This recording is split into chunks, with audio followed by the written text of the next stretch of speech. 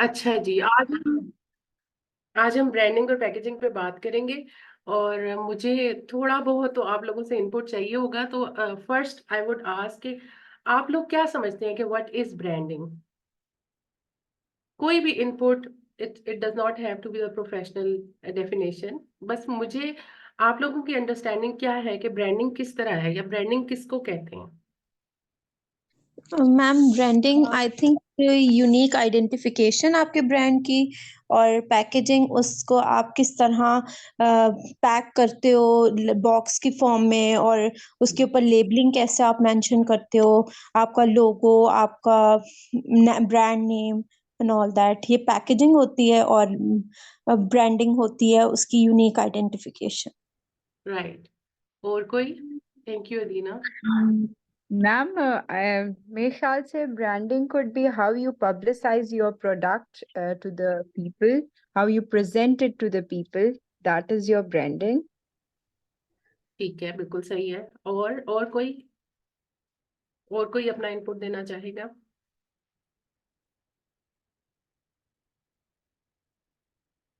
अच्छा जी, ब्रांडिंग में हम जाते हैं, इसके डिफरेंट कंपोनेंट्स हैं, वो भी हम डिस्कस करेंगे। लेकिन first of all, branding is more like कि इन दूसरों के जहन में आपके ब्रांड का क्या इंप्रेशन है। It's more about the impressions.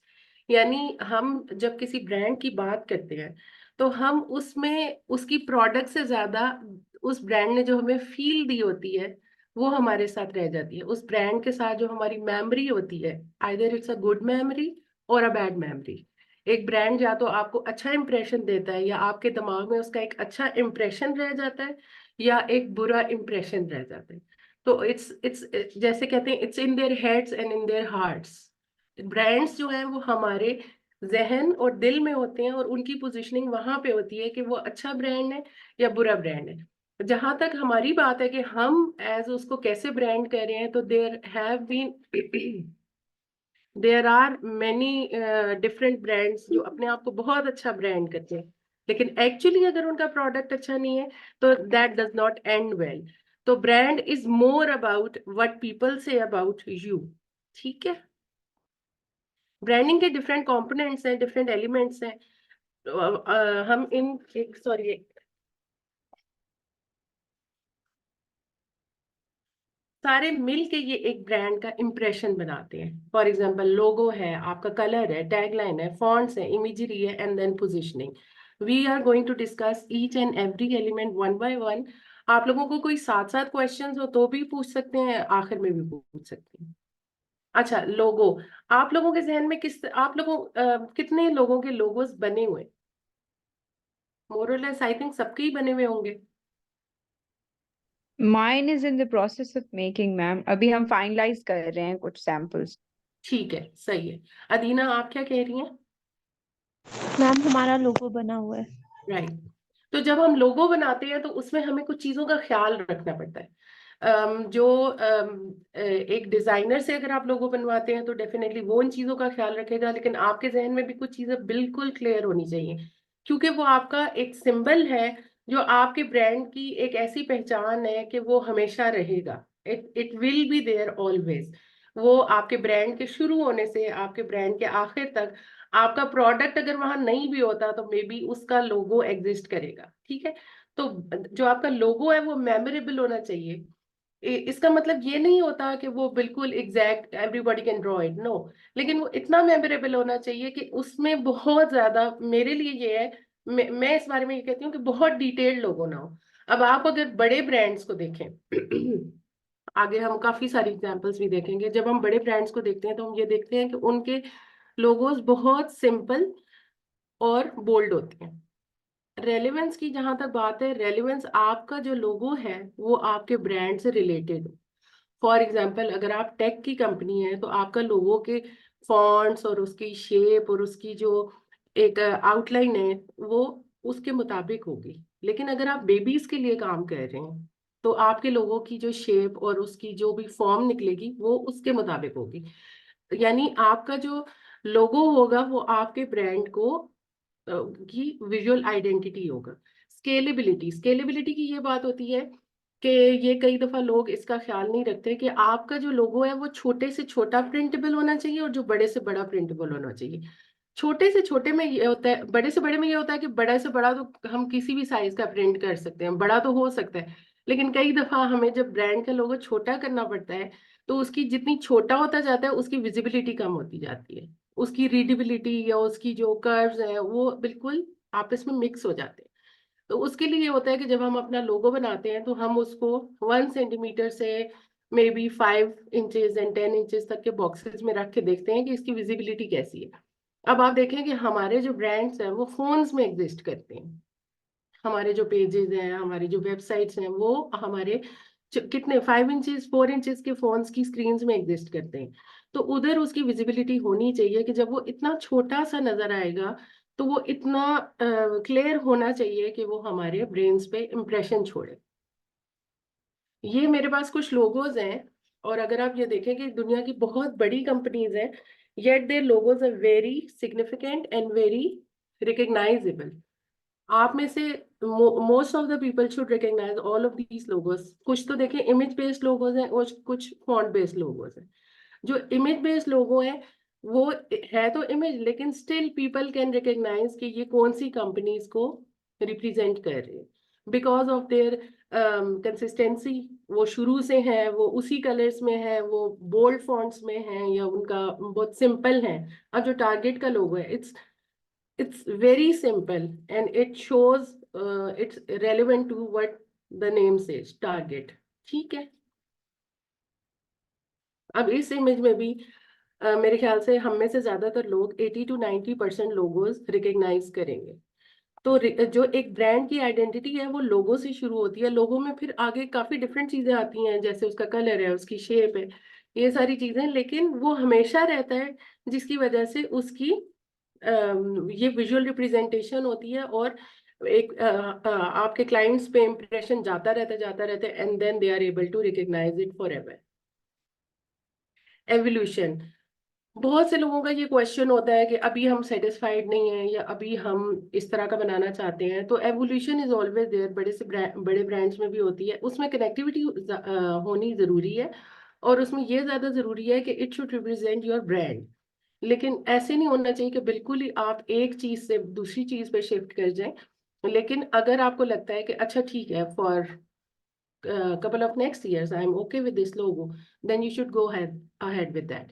लेकिन अगर आपको कोई ऐसी कंफ्यूजन है कि मैं बिल्कुल भी इस लोगों के साथ नहीं चल सकती, या मुझे लगता है कि 1 साल में मुझे बिल्कुल फ्लिप करना पड़ेगा, यू नेवर नो, आपका ब्रांड 1 साल में काफी ग्रो कर जाए, तो उसके लिए जरूरी है कि आप पहले लोगों के साथ अपनी पूरी सेटिस्फेक्शन आपकी हो जाए, and then evolution can be done.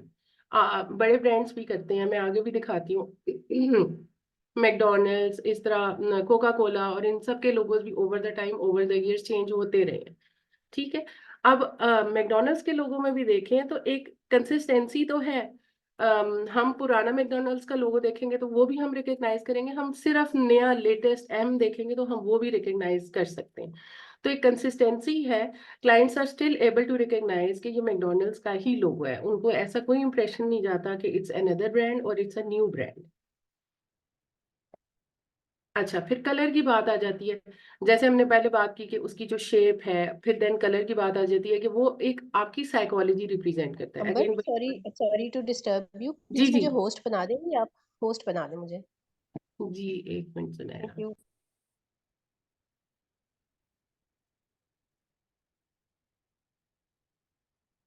Think I too, हाँ इधर से मैं,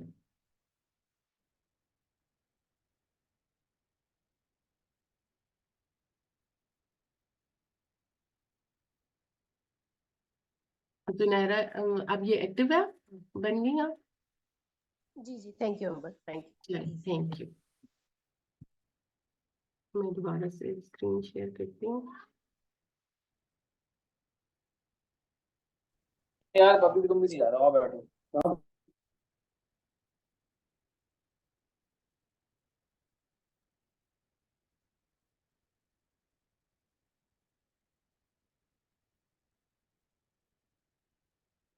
ठीक है, विजिबल है मेरी स्लाइड्स?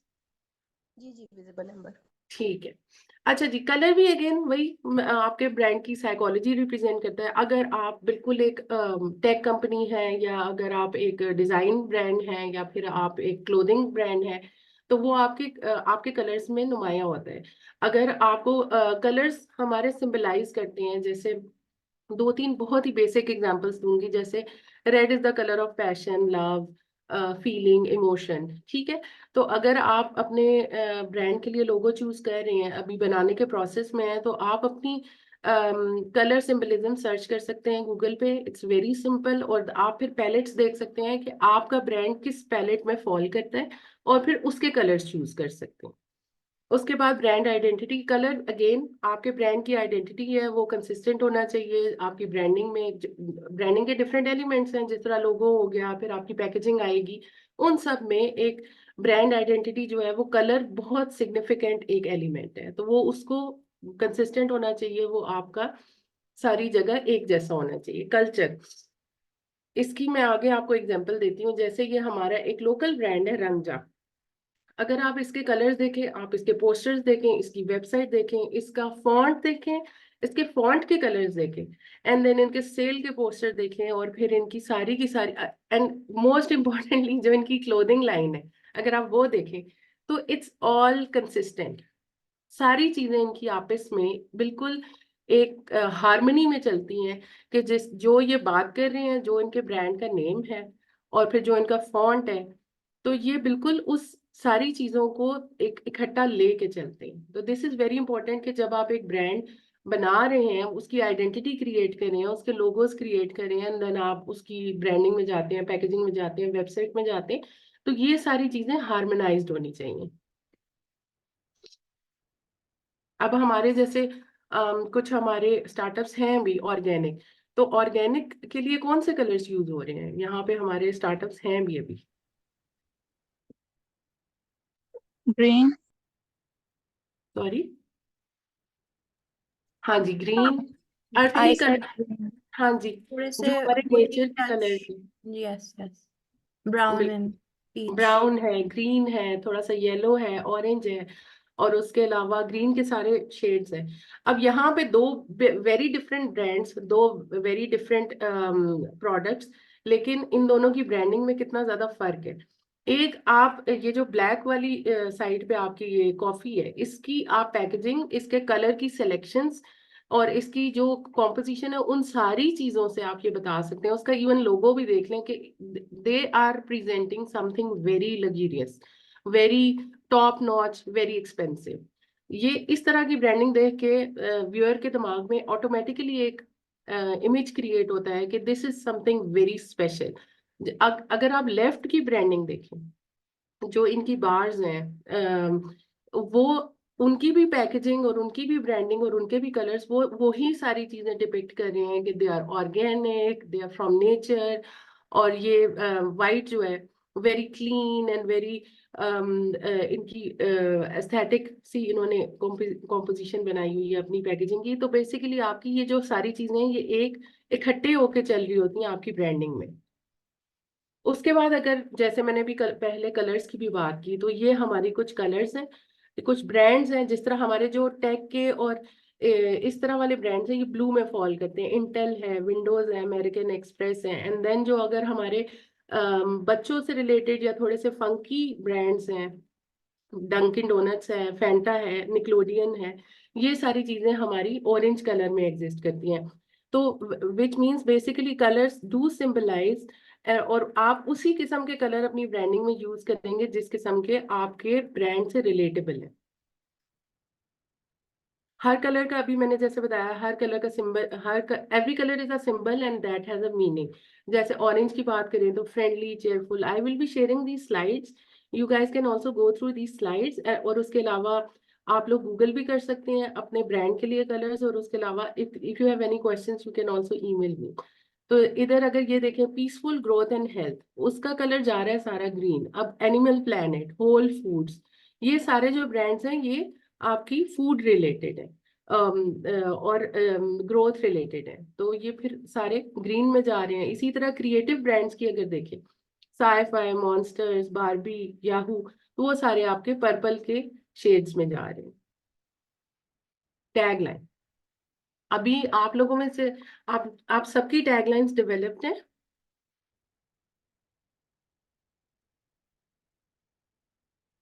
थोड़ा सा मुझे इनपुट चाहिए प्लीज। Yes, Yes. developed. क्या क्या है टैगलाइंस आप लोगों की, अगर कोई शेयर कर दें? Actually, I am making nanoparticles for metallurgy industry, and सही my tagline is making nanoparticles from scratch. सही सही। और किसी और की भी So I development? have a clothing brand, तो उसका नाम ही स्यूस्टिच है, तो बट इस दफा हमने सोचा है कि उसमें हम ऐड करें कुट्योर क्लोथिंग या इस टाइप का कुछ। We are thinking about it. अभी तक हमने ऐड नहीं किया वो उसमें। सही, बिल्कुल सही है। टैगलाइन जो है वो आपके ब्रांड की जो यूनिक ऑफर है, मतलब जो आपकी बिल्कुल स्पेशल और बिल्कुल यूनिक क्वालिटी है, अगर आप उसको लेके चलें तो वो आपकी टैगलाइन हम बनाते हैं। और टैगलाइन की 3 वेरी इंपॉर्टेंट पॉइंट्स ये हैं कि वो क्लियर होनी चाहिए, यानी कि वो एम्बिगुअस नहीं होनी चाहिए, उसमें बिल्कुल क्लैरिटी होनी चाहिए कि आप क्या बात कर रहे हैं, टाइमलेस होनी चाहिए, टाइम बाउंड नहीं होनी चाहिए, यानी ऐसी नहीं होनी चाहिए जैसे उसी साल या उसी सीजन से रिलेटेड हो। इस किस्म की होनी चाहिए जो ओवर द इयर्स एवरग्रीन, यानी उसमें टाइम लिमिट नहीं होनी चाहिए, यूनिक होनी चाहिए, यानी कि किसी और ब्रांड से कॉपीड ना हो, which is very basic thing. और ऐसे ना लगे कि किसी और ब्रांड को देख के ली गई है या किसी की कॉपीड है। आगे मैं एक स्लाइड आगे करती हूँ। ये कुछ टैगलाइंस हैं, I think you all will be able to recognise them. हम इनके लोगोस भी देखेंगे, लेकिन अगर आप लोग बता सकेंगे, जैसे सब कह दो, life is good, eat fresh, just do it, ये किन की टैगलाइंस है? अब हमने इधर अगर ब्रांड लोगोस नहीं भी देखे, ब्रांड भी नहीं देखा, उनके कलर्स भी नहीं देखे, लेकिन tagline are still representing their brands, तो हम आप में से कोई रिकग्नाइज कर सकते हैं कि हम किन ब्रांड्स की बात कर रहे हैं? Life is good, I think life Ufone, is good is LG का है, हाँ और जी, जस्ट डू इट सब नाइकी का कह है, दो is फिंगर लेकिन just do KFC, it Nike. And और नाम ही काफी, डॉलेंस। नाम ही काफी है, अभी देखते हैं, ठीक है। I am loving it, McDonald's. Right. McDonald's. और सब कह दो। Ufone. Telenor. और नहीं नहीं नहीं, Ufone नहीं, Telenor, I think. अभी देख लेते हैं। And Zong, I'm sure. Zong. It's finger licking good. KFC. KFC. ठीक है, अभी हम देख लेते हैं।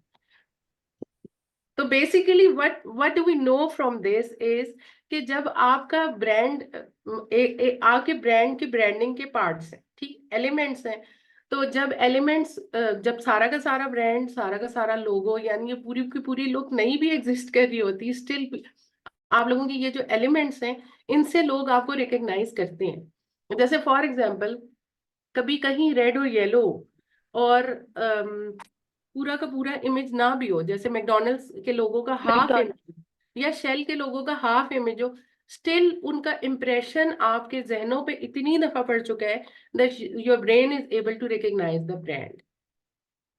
नाम ही काफी है इस वेव्स और ईट फ्रेश, सबवे, और बाकी तो मेरे ख्याल से सबने बता दी थी, ठीक है। फॉन्ट font की selection, again all the elements plays very important role, they all are very significant, again font is visual identity and personality की मैं इस तरह आपको एग्जांपल दूंगी कि जैसे पैम्पर्स का जो लोगो है, इट्स द फॉन्ट बेस्ड लोगो, और it's very curvy and it's very simple, white colour में है। और उसके अलावा अगर हम बात करें मारिया बी के लोगों की, तो उसका फॉन्ट एक बिल्कुल डिफरेंट लोगो में है, it's very straight, it's simple, it's sleek, ठीक है। एंड कंसिस्टेंसी आगे भी कुछ एग्जांपल्स आएंगी जिसमें आपको समझ आएगी कि जैसे हमने पीछे रंगजा की भी एग्जांपल देखी, और अब अगर आप अपने जहन में आप अभी से ऑनवर्ड्स अगर जितने भी ब्रांडिंग देखें और उनको आपस में रिलेट करें, यू विल सी के बड़े, जितना बड़ा ब्रांड है उसमें उतनी ज्यादा कंसिस्टेंसी है। उन लोगों ने अपनी ब्रांडिंग पे, अपनी कंसिस्टेंसी पे बहुत ज्यादा काम किया हुआ था, चाहे उनकी वेबसाइट उठा लें, चाहे उनका कोई आर्टिकल उठा लें, चाहे उनकी वो पूरी ओवरऑल लुक उठा लें, बिलबोर्ड्स उठा लें, अगर उनके कोई पोस्टर्स, सेल के posters, every single thing is coordinated, so that is basically consistency.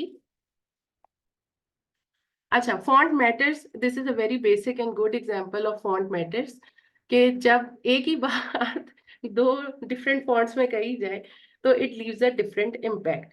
तो यही आपके भी ब्रांड का है कि आपका ब्रांड, जैसे कई दफा ऐसे होता है कि जब हम डिजाइन पढ़ा रहे होते हैं तो स्टूडेंट्स वो कॉमिक सैंस फॉन्ट बहुत ज्यादा यूज करते हैं। तो जब आप किसी प्रोफेशनल चीज की बात कर रहे हैं तो that font is a very non serious font. तो इस तरह आपके ब्रांड के साथ जो है वो फॉन्ट्स बहुत रिलेट करने चाहिए, बिल्कुल उनकी विजुअल अपीयरेंस ऐसी होती है कि दे कन्वे के हाउ योर ब्रांड इज। यहाँ पे डिफरेंट लोगोज हैं।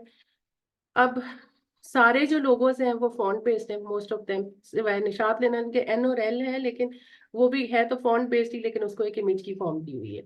तो all of these fonts represent different brands. और जैसे आप बारीजे के देखें तो उसमें जो कर्व्स हैं या सफायर के साथ उन्होंने एक छोटी सी इमेजरी बनाई हुई है, it represents their identity. Imagery की बात जब हम करते हैं तो all kinds of use in your brand, all kinds of images used in your branding.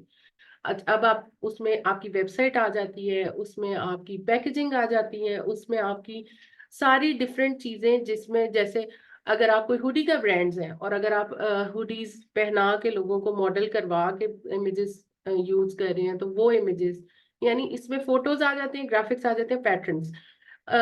तो फोटोज में तो वो सारे आ गए जो आप अपनी मॉडलिंग करवा रहे हैं, या आपका कोई भी ब्रांड है उसमें जो भी आप फोटोज यूज कर रहे हैं, चाहे आपकी वो कोई सॉफ्टवेयर्स हैं या चाहे आपके वो कोई हार्डवेयर है जो आप रन करवा रहे हैं, उसकी जो ओरिजिनल फोटोज होंगी। एंड देन ग्राफिक्स, जो आप अपने ब्रांड को प्रेजेंट करने के लिए जो पोस्टर्स बनवा रहे हैं, जो भी उसकी कैंपेन रन कर रहे हैं, उसकी ब्रांडिंग के लिए वेबसाइट्स जो यूज कर रहे हैं, या फिर उसके इवन इंस्टाग्राम पे जिस किस्म के आप ग्राफिक्स यूज करें वो। एंड देन द पैटर्न्स, इसकी एग्जाम्पल के साथ ज्यादा क्लियर हो जाएगा। जैसे खादी है, अब खादी हैज दिस कंसिस्टेंसी कि वो अपने बैग्स में भी इस किस्म के पैटर्न्स यूज करते हैं, वो अपनी वेबसाइट पे भी यूज कर रहे होते हैं। अगर हम खादी के आई थिंक वो आ गए इमेज बैग्स देखें तो उसमें भी इसी किस्म के इमेजेस यूज हो रहे होते हैं। फिर अगर उनकी वेबसाइट देखें तो उनकी जो मॉडल्स के स्टाइलिंग है, उनकी जो मॉडल्स के फोटोग्राफी का तरीका जो उन्होंने अपनाया हुआ है, फोटोज का, और जो इमेजेस यूज करे हैं वो सारे एक कंसिस्टेंसी में है। अच्छा, ये जैज की वेबसाइट से मैंने इमेज ली है। अगर आप जैज की वेबसाइट पे जाएं तो एक तो कलर्स को आप देख लें कि कलर्स वो ही हैं जो उनके लोगो में यूज हुए हैं, जो आपके सारा टाइपो आ रहा है। और उसके अलावा उनके जितने भी मॉडल्स हैं वो बिल्कुल ट्रांसपेरेंट बैकग्राउंड्स के साथ उन्होंने अपनी फोटोज डाली हुई है। तो एक चीज है कंसिस्टेंसी, और फिर दूसरी चीज जो उनकी स्टाइलिंग है, जो मॉडल्स की जो फोटोज लेने की स्टाइलिंग जिस तरह वो यूज कर रहे हैं अपने ब्रांड के लिए, वो भी कंसिस्टेंट है। अब ये वाला जो ब्रांड है, आई विल आस्क कि ये जो इतना बड़ा सा इमेज इन्होंने अपनी वेबसाइट पे लगाया हुआ है, आप लोगों को देखते ही क्या माइंड में आता है कि what are they trying to portray, क्या मैसेज आ रहा है? For all skin types? Exactly, all skin types. अब इसमें दो से तीन डिफरेंट स्किन टाइप्स दिखाई हुई हैं, and they are claiming that it's natural and it's for all skin types. तो वो उन्होंने अपने इमेज में भी प्रेजेंट किया है और अपने टाइपों में भी। आप टिम हॉर्टन्स की अगर वेबसाइट देखें और उनकी कलर्स की चॉइस देखें, उनके फॉन्ट के साथ फिर उनके कलर्स की चॉइस और फिर उनकी कंसिस्टेंसी, यानी जितने भी बड़े फॉन्ट्स हैं जो भी उन्होंने प्रेजेंट करना है कि क्या इस ऑफर क्या कर रहे हैं, 2x पॉइंट्स हैं या पंपकिन स्पाइस है, उसके कलर्स और उसके फॉन्ट्स देख लें। एंड देन जो डिटेलिंग है उसके फॉन्ट्स आप देख लें। तो 2 to 3 फॉन्ट्स यूज हुए हैं रिपीटेडली, वही फॉन्ट्स यूज हुए हैं, वही मैनेज हुए हैं, और कलर्स में भी रेपिटेशन है। तो बेसिकली इसी तरह होता है कि जब आप अपना ब्रांड कहीं भी बिल्ड करें, इंस्टाग्राम पे बिल्ड करें, उसकी पैकेजिंग डिजाइन कर रहे हैं, उसकी लोगोस डिजाइन कर रहे हैं, तो आप लोगों ने कंसिस्टेंट रहना होता है। जैसे ये खाड़ी के बैग्स हैं, 3 डिफरेंट टाइप्स ऑफ बैग्स हैं, लेकिन they still look connected to each other. Positioning, अब आपके ब्रांड की कंपटीशन किससे है? आप मारिया बी से compete कर रहे हैं या अपने किसी लोकल छोटे डिजाइनर से compete कर रहे हैं? आप माइक्रोसॉफ्ट से compete कर रहे हैं या आप किसी लोकल छोटी कोई ऐप है उससे compete कर रहे हैं? इट डिपेंड्स आपका कंपटीशन किससे है। ऑफर्स, आपका ब्रांड क्या ऑफर करता है जो वो लोग नहीं ऑफर करते, एंड द ऑडियंस, कि आपकी टारगेट ऑडियंस क्या है। अब आपकी टारगेट ऑडियंस बच्चे हैं, आपकी टारगेट ऑडियंस यंग लोग हैं, टीनेजर्स हैं, या आपकी टारगेट ऑडियंस जो है वो ओल्ड है, फीमेल्स हैं, मेल्स हैं। ये सारी चीजें आप पहले बैठ के सारी ड्राफ्ट करते हैं and then you work around them. Packaging basically it's very simple, कि जो आप अपना जो प्रोडक्ट है उसको किस तरह से पैकेज करना चाहते हैं, उसको कहाँ प्रेजेंट करना चाहते हैं। पैकेजिंग में अगर आप ये देखें, ये कुछ इमेजेस हैं, वेरी डिफरेंट प्रोडक्ट्स और डिफरेंट टाइप्स ऑफ पैकेजिंग।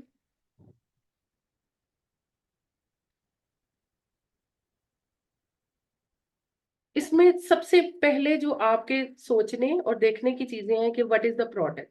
आपका प्रोडक्ट फ्रेजाइल है, आपका प्रोडक्ट फूड है, आपका प्रोडक्ट कपड़ा है, फैब्रिक बेस्ड है, किस टाइप का आपका प्रोडक्ट है, who is buying the product, यानी आपका प्रोडक्ट लेने के ले कौन रहा है। जैसे फॉर एग्जांपल, अगर आपका प्रोडक्ट ऐसे ओल्ड एज के लिए फॉर एग्जांपल, तो आपके प्रोडक्ट की पैकेजिंग पे बड़ा लिखा होना चाहिए ताकि they are able to read. अगर आपका प्रोडक्ट बच्चों के लिए है तो most of the people use the imagery, cartoonic animated cartoons जो होते हैं वो अट्रैक्शन के लिए यूज करते हैं, या कलर्स ऐसे यूज करते हैं। अच्छा, how are people buying the product, आपका प्रोडक्ट ऑनलाइन से जा रहा है लोगों के पास, या आपका प्रोडक्ट मार्केट में शेल्फ पे पड़ा है, उन दोनों चीजों की पैकेजिंग डिफरेंट होगी। अब यही जो हमारे जो बिस्किट्स होते हैं, कुकीज होते हैं, ये अगर हमारे जाते हैं शेल्फ से तो उसकी पैकेजिंग डिफरेंट होती है। या फिर अगर हम ऑनलाइन कोई खरीद रहे हैं और उन्होंने over the country, through the country travel करना है, एक हिस्से से दूसरे हिस्से तक जा रहे हैं, तो उसकी पैकेजिंग डिफरेंट होगी।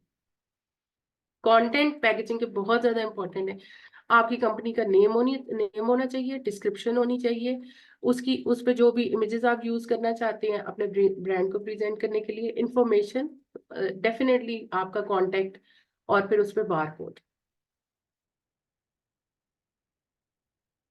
अब इसी एग्जांपल को देख लें तो इसके जो फ्रंट पे है, इसमें सबसे ज्यादा इंपॉर्टेंट कंपनी का नाम and then the product they are offering, और फिर उसकी जो आपकी उसमें न्यूट्रिएंट्स हैं वो, और उनकी कितनी परसेंटेज है वो, और फिर उनकी डेफिनेटली उन्होंने इमेजरी यूज की हुई है कि how the products actually look like, और फिर उसमें उनकी वेट, प्रोडक्ट का वेट। तो इट टोटली डिपेंड्स कि आप कौन सा प्रोडक्ट, आपका प्रोडक्ट क्या है, और उसकी पैकेजिंग आपके मुताबिक किस तरह से होगी।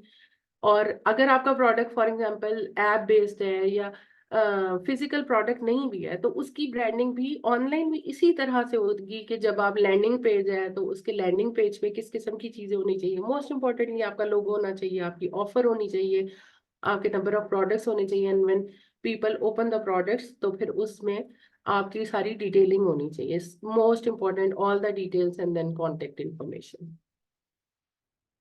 फिजिकल पैकेजिंग की अगर बात करें तो उसमें दो मेन कॉस्ट होती हैं, वन टाइम कॉस्ट और पर आइटम कॉस्ट।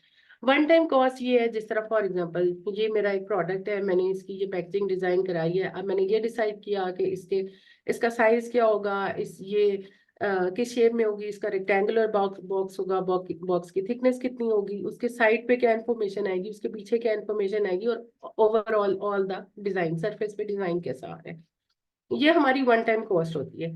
पाकिस्तान में जब भी हम पैकेजिंग में जाते हैं, फिजिकल पैकेजिंग में, तो उसमें ये होता है कि the minimum quantities are around 5000, लेकिन still I always highly recommend कि आप छोटी क्वांटिटीज, बेशक ज्यादा पैसे देके, आप अगर आप स्टार्टअप हैं और आप शुरू में काम कर रहे हैं, तो आप छोटी क्वांटिटीज ज्यादा पैसे देके डेवलप करा लें, and then when you are very sure कि अच्छा this packaging is working for my brand, फिर आप जाएं हाई क्वांटिटीज में। बहुत दफा ये होता है कि हम शुरू में ज्यादा क्वांटिटी बनवा लेते हैं और हिट एंड ट्रायल कर रहे होते हैं, देख रहे होते हैं, सीख रहे होते हैं, यू आर ऑलवेज लर्निंग, और फिर हमें ये लगता है कि अच्छा अगर इस तरह होती तो then all of that effort is wasted. तो शुरू के लिए आई हाईली रिकमेंड कि आप लोग हमेशा छोटी क्वांटिटीज में डेवलप करें, और when you are satisfied with that, फिर आप उसको, अगर आपकी सेल्स और आपकी शेल्फ लाइफ प्रोडक्ट की, जाहिर फूड वालों की उतनी है, तो फिर आप बड़ी क्वांटिटीज डेवलप करें और फिर बड़े स्टॉक्स बना सकते हैं। Thank you so much. यहाँ मैं अपनी स्क्रीन शेयर करना बंद करूंगी और I am up for questions.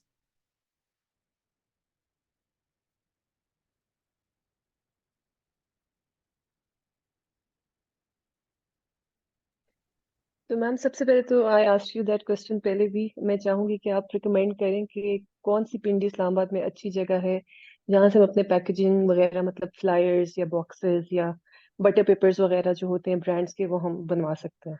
मोमना, जो हमारी सदर में बाबू मोहल्ला है, वहां पे पूरी प्रिंटिंग प्रेस लगी हुई है। वहां पे आप बड़े आराम से जाके क्वांटिटीज में बनवा सकते हैं। अगेन आई विल रिकमेंड कि आप पहले उनसे सैम्पलिंग जरूर लें। कई दफा जिस फॉर्म में हम फाइल दे रहे होते हैं अपनी डिजाइन की, उनको कई दफा रिक्रिएट करनी पड़ती है, और वो डिजाइनर्स नहीं होते, तो जब वो रिक्रिएट करते हैं तो कई दफा वो कलर्स भी चेंज कर देते हैं, और कई दफा वो फॉन्ट्स भी चेंज कर देते हैं हल्की फुल्की। अब वो हम जैसे लोगों के लिए बहुत वो बड़ी चीजें होती हैं, वो जो हल्की फुल्की ऊंच नीच और चीजें ऊपर नीचे कर देते हैं। लेकिन उसके लिए बेस्ट ये होता है कि थोड़ी सी सैम्पलिंग करा लें, 10 pieces, 5 pieces, and when you are satisfied with the colors and everything, then you go ahead for bigger quantities. तो जो सदर में बाबू मोहल्ले वाली साइड है, वहां पे आपके कार्ड्स, आपके फ्लायर्स, आपके ये सारी चीजें डेवलप हो जाती हैं आपके। इवन मेरे ख्याल से रैपिंग शीट्स भी। Okay, thank you ma'am. Welcome.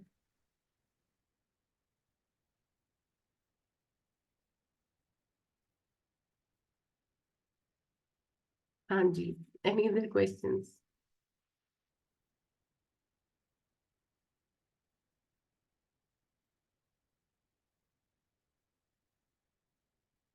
Ma'am, I have a question. Like, I'm in the middle of finalizing my logo, so I wanted to share ताकि मैं आपसे थोड़ी सी recommendations लूँ या श्योर, तो I'll be sharing with you inshallah by today or tomorrow. फिर sure, if you can give me, बिल्कुल ऐसे opinion. कर सकते हैं, बिल्कुल कर सकते हैं। Thank you. Welcome.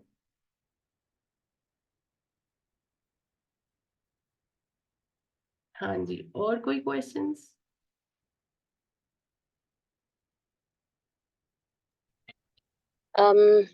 It was actually a very good session. I really like the thing that you actually told the place कि कहाँ से जाके हम sample बना सकते हैं, जिस तरह एक मोमना का question था regarding the butter paper thing. जी जी, मैं blue area से बनवाती हूँ, but I'll definitely go to that place, but for getting that butter paper thing. But I guess ये हर ब्रांड के साथ डिफरेंट है, एंड अगेन उनके पास बहुत सारी ऑप्शंस भी होती हैं कि अगर आप ये इसके साथ नहीं कर सकते तो आप सेकेंडली किसी और कोई और मटेरियल भी यूज कर सकते हैं. So that's actually a good idea because जो market to market things are different.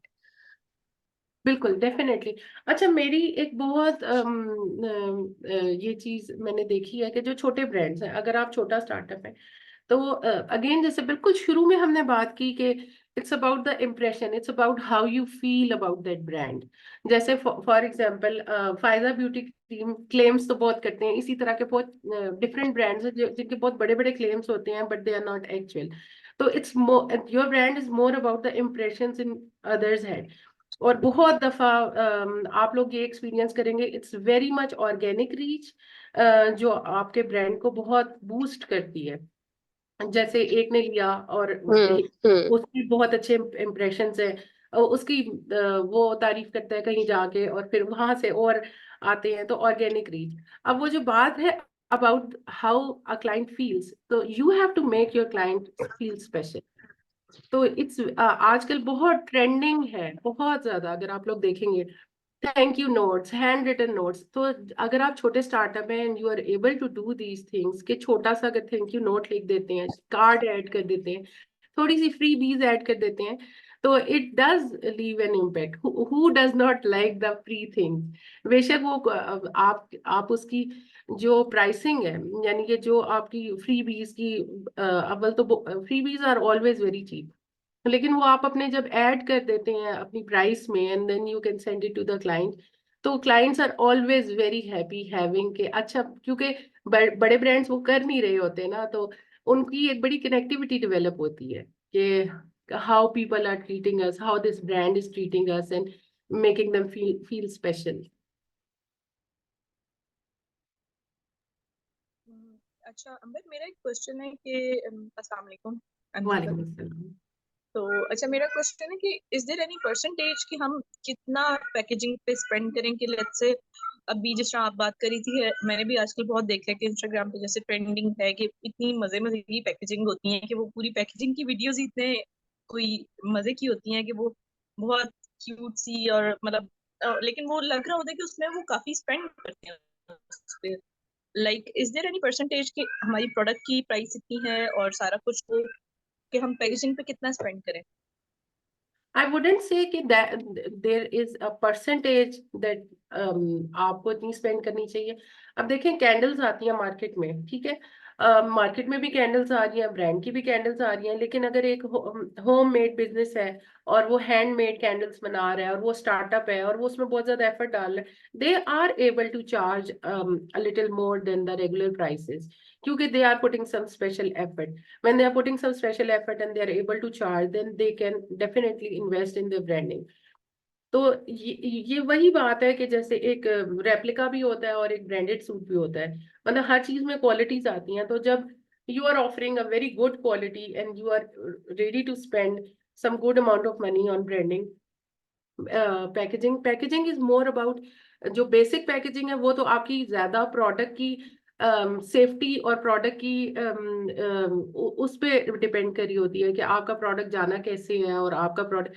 बाकी जो ये वाली चीज आ जाती है कि आप how you want your client to feel special, तो उसके लिए it totally depends on you and then what price you are charging with your client. तो फिर उसके मुताबिक आप एडजस्ट कर सकते हैं कि अच्छा ठीक है, I can add this much to the extra things. There is no hard and fast rule as in for the percentage. All right, thank you. If may I add a thing over here. जिस तरह ये हम जो post वगैरह बहुत ज्यादा देख रहे होते हैं डिफरेंट ब्रांड्स वगैरह और इवन स्मॉल ब्रांड्स भी जो पैकेजिंग की दिखा रहे होते हैं, तो मैंने अपना एक्सपीरियंस ये किया अपने ब्रांड के साथ कि मैंने नॉट नॉमिनल बट मैंने जो बैग्स हैं, सिंस मेरा बैग्स का ब्रांड है, तो जो बैग जाता है उसके not polythene but the other bag thing, उसके ऊपर मैंने अपनी ब्रांडिंग करवाई हुई है. एक तो वो ठीक है. चीज है, लेकिन जो पोस्ट हम सोशल मीडिया के ऊपर देख रहे होते हैं, हम जनरली वो पीआरस और इन्फ्लुएंसर्स को भेज रहे होते हैं पीआरस के लिए. तो उसके लिए जब भी स्टेप लेती हूँ तो उसके लिए मैं स्पेशल अलग बॉक्स बनवाती हूँ. मैं रिबन के ऊपर भी मैं ब्रांडिंग करवाती हूँ ताकि वो ओपन करें तो वो एक एस्थेटिक रील बना के दें या एस्थेटिक पोस्ट बना के दें. तो हम बिल्कुल. जो जितना देख रहे होते हैं सोशल मीडिया के ऊपर, तो मोस्ट ऑफ द टाइम मैंने खुद भी जब भी ऑर्डर किए तो वो प्रोडक्ट वैसी नहीं आती जिस तरह के मैं उसकी वैसे अनपैकिंग कर सकूं जैसा मैंने रील्स में देखा या जिस तरह मैं पोस्ट में देखती हूँ. तो मेरे ख्याल से मोस्टली ब्रांड्स जो हैं वो यही करते हैं कि जो पीआर के लिए या स्पेशल पोस्ट बनाने के लिए जब किसी को वो भेजते हैं, तो वो उसके लिए अलग ब्रांडिंग करते हैं, अपनी अलग पैकेजिंग वगैरह करते हैं. उसकी कॉस्ट डेफिनेटली वो रख के कर रहे होते हैं, लेकिन ये कि जितना भी हम जो नॉर्मल मार्केट को सेल करने के लिए प्रोडक्ट्स भेज रहे होते हैं, तो उसमें जो ब्रांडिंग है वो बड़ी हमें लिमिटेड रख के उसकी पैकेजिंग को रखना पड़ता है ताकि हम अपनी कॉस्ट को बिल्कुल मार्जिनल के ऊपर ना लेके जा सकें. सही कह रही है. अच्छा, I am also doing an extensive research for past over a month के जो ब्रांड्स ज्यादा सेल कर रहे हैं, जो बेसिकली मेरा ज्यादा फोकस स्टार्टअप्स और छोटे बिजनेसेस पे है, प्रोडक्ट बेस्ड. तो मैं उसमें ये देख रही थी कि एक तो behind the scenes is very trending कि how much effort you are putting into your brand. It's very trending and it's something that people can relate to. It's something that people can see what's happening behind the scenes and they are able to relate and मतलब कि उनका interest होता है. whenever the product is in the front, लोगों को कई दफा नहीं समझ आती. there was this time जब लोगों को ये लगता था कि अगर हम प्रोसेस शो कर देंगे तो इट विल गेट स्टोलन, या मतलब हमारी मशीन्स क्या है, it will be very easy for people to copy. लेकिन एट द सेम टाइम अभी अगर आप ट्रेंडिंग में देखें और वो ब्रांड्स जो बहुत अच्छा सेल करें और बहुत इजीली लोगों से ज्यादा रीच उनकी आ रही है, तो अगर उसमें देखें तो बहुत ज्यादा लोग बिहाइंड द सीन्स भी डाल रहे हैं, पैकेजिंग की वीडियोस भी डाल रहे हैं कि जब उनको पैक ऑर्डर्स आते हैं तो how they are managing it और how they are warehouse looks like, और जहाँ वो अपनी चीजें रखते हैं कैसे रखते हैं, तो people are more interested in behind the scenes also, so that can also be a good addition to your brand. I would like to add something here madam, क्योंकि इस तरह से it looks more authentic as well, लोगों को एक process का पता हाँ, चल जाता है, बिकॉज ऑनलाइन बिजनेसेस में there is fraud as well, काफी होता है। तो the more you show the more people know कि यार नहीं, दिस इज समथिंग और ये कर रहे हैं और हमें सही प्रोडक्ट ही मिलेगा। तो ये भी एक पॉइंट है इसमें। और थ्रू द प्रोसेस वो जो एफर्ट जा रही होती है ना, तो sometimes people are not able to realise कि एक सिंगल पर्सन ओन ब्रांड किस किस्म की एफर्ट्स डाल रहे हैं, या इवन 2-3 लोगों से मिलके बना हुआ एक ब्रांड, कितनी ज्यादा उनको एफर्ट और डेज एंड नाइट्स अपने इन्वेस्ट करने पड़ते हैं एक ब्रांड में। तो वो चीज भी लोग पसंद करते हैं, लोग people are able to relate कि ये सब एफर्ट हमारे लिए हो रही है, and then we get this product.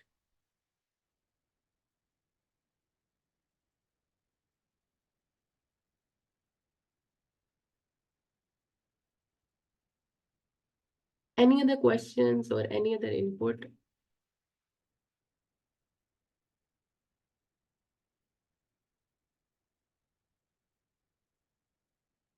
ठीक है, देन शुड बी एंड। मैं बस एक नजर चैट देख लूं, चैट में तो कुछ नहीं है ना?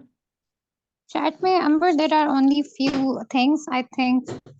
ये कुछ शेयर किया है अबू बकर ने, हाँ, ही अबू बकर ने शेयरिंग। कैसल प्लाजा सदर में बिहाइंड परवेज नर्सिंग होम, अगर कोई सेव करना कुलसुम ने हाथ चाहे तो खड़ा किया वो हुआ है, आई सेव डोंट नो कर पहले सकते का हैं, मेरे खड़ा ख्याल है से या प्रिंटिंग के लिए उन्होंने शेयर किया है। और ऊपर तो कुछ नहीं है ना आयशा? कुलसुम देयर को वर आपका फ्यू मोर। क्वेश्चन है? यस मैम, मुझे ये पूछना था कि आपने जैसे अभी लोगोस डिस्कस किए हैं और फिर कुछ के आपने इमेजरी को प्रमोट दिखाया था कि वो अपनी इमेजरी ज़्यादा प्रमोट करते हैं कुछ लोगों, और कुछ लोगों अपने स्लोगन्स को ज़्यादा प्रमोट करते हैं। तो व्हाट रेशो आपको क्या लगता है कि अगर हम अपने लोगों में दोनों डालते हैं, इमेजरी भी डालते हैं और स्लोगन भी डालते हैं अपना, तो कितना रेशो होना चाहिए? लाइक ज्यादा प्रोमिनेंट किस चीज को हम रखें कि लोगों की साइकी किस चीज की तरफ ज्यादा अट्रैक्ट होती है, इमेजरी की तरफ या स्लोगन्स की तरफ? देखिए, स्लोगन्स जो आपकी टैगलाइन है वो तो होती ही है ब्रांड्स के साथ, that is there unique offer. वो तो होती ही है, मतलब कि लोगो पहले आता है और टैगलाइन बाद में आती है। और टैगलाइन मतलब इट्स नॉट के एक चीज हो सकती है और एक चीज नहीं हो सकती, they both have to be there. कई दफा ये होता है कि टैगलाइंस नहीं होती, लोग अपनी यूनिक ऑफर हर वक्त एडवर्टाइज नहीं कर रहे होते व्हाट वी आर ऑफरिंग, या उनकी क्या स्पेशल ऑफर्स हैं वो हर वक्त नहीं हो रही होती है, लेकिन लोगो तो ऑलवेज देयर होता है। और जहाँ लोगो की बात अगर आप वो कर रही हैं कि लोगो इमेज बेस्ड हो या फॉन्ट बेस्ड हो, Kulsum, are you also asking this?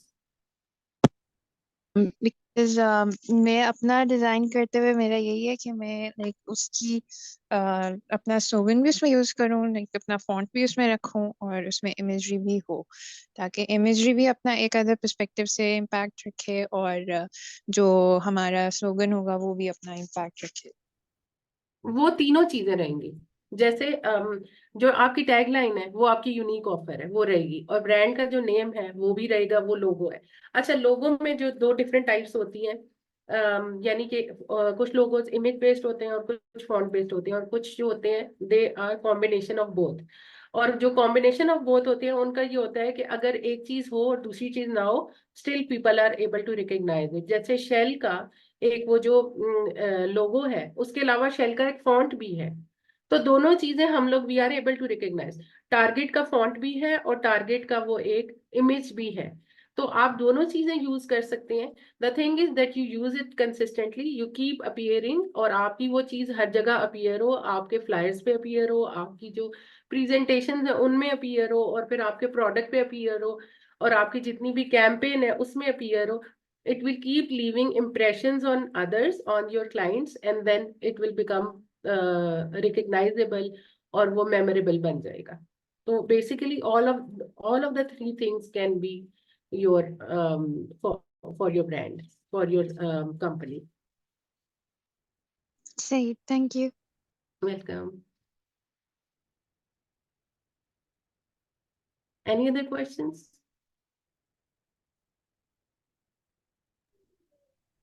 I think there are no further questions. We can end the meeting But right thank you now. very much. It was a very good session. Thank you. Thank you so Yeah, much.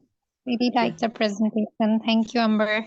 Thank you so much. Thank you, Take everyone. care, everyone. Allah Hafiz. Allah Hafiz. Allah Hafiz. Thank you, ma'am. Allah Hafiz.